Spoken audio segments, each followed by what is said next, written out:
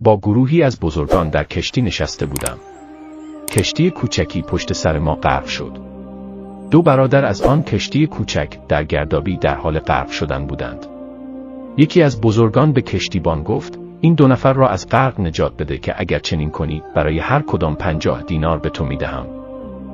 کشتیبان خود را به آب افکند و شناکنان به سراغ آنها رفت و یکی از آنها را نجات داد، ولی دیگری غرق شد.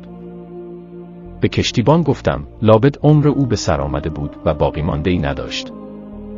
کشتیبان خندید و گفت: آنچه تو گفتی قطعی است که عمر هر کسی به سر آمد قابل نجات نیست، ولی علت دیگری نیز داشت و اون اینکه میل خاطرم به نجات این یکی بیشتر از اون هلاک شده بود. زیرا سالها قبل روزی در بیابان مانده بودم. این شخص به سر رسید و مرا بر شترش سوار کرد و به مقصد رسانید، ولی در دوران کودکی از دست آن برادر هلاک شده تازیانه‌ای خورده بودم.